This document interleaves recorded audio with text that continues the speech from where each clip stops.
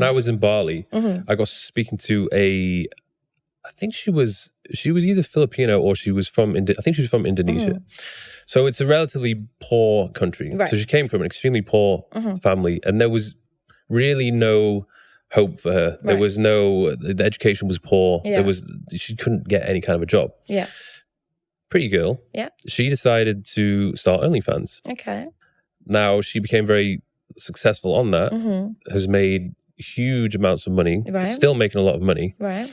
And she's actually been able to take her entire family out of poverty. Yeah. She's changed the generation for herself. This is kind of weird because I always had this view of OnlyFans girls, and it usually wasn't like the best. Yeah, they just want a bag or something like that. But when I think of these individuals who are not coming from the most affluent of backgrounds, when they are actually using that money to support their family, I'm thinking, oh. Yeah. And maybe there was no other way she could have done that. But that's the thing. Like, if you take a girl who's suffering in Bali or Indonesia and she asks somebody to help me and my dad, we're living in a really poor conditions, men will say, no, that's your problem. But if she says, I'll have sex with you or I'll sell a picture of me naked, he'll be like, okay, how much do you need? Now, when men are rewarding promiscuity, what do you expect the women to do? What do you expect them to do? And we've got all these issues about women are no longer traditional, women are this, women are that. I'm not saying that they're not, but why are we rewarding that so much? And what do you expect somebody who's poor and hasn't got like a financial stable home or hasn't got father figure, mother figure? She's looking online and seeing what men like. Women go towards what men like.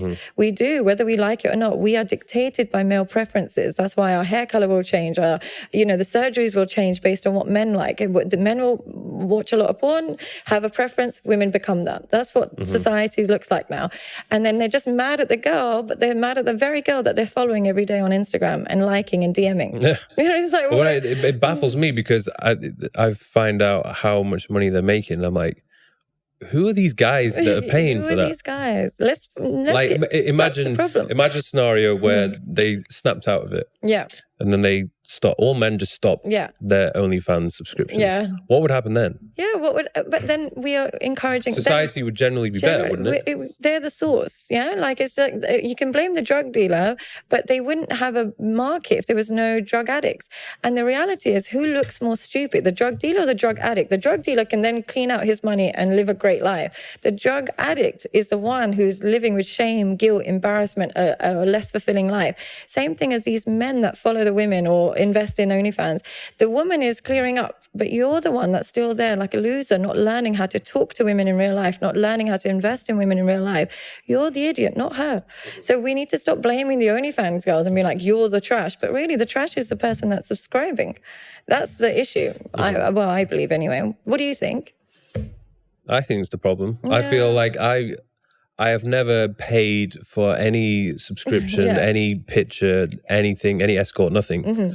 So I feel like, in a sense, I'm doing my part. Yeah. Maybe I could definitely be doing better with who I'm following, but it's improving, and I'm pretty sure after this podcast I'm going to be doing a cleanse because everyone's going to be looking at who I'm following after. Yeah, but it's natural. Who wouldn't want to follow a stunning, beautiful girl? I get it, and I could argue that the women should stop posting that, but the reality is there's no negative consequences to posting badly. There's before, like I've said before, if I was a woman posting provocative pictures, I would know that there's going to be men who would judge me and never want to be with me. Now there's men queuing up to be with that girl, and they see it as a prize, like, oh my God, your girl's so hot, blah, blah, she's got her body done and she's on Instagram. They see it as a prize. They don't see it as a bad thing.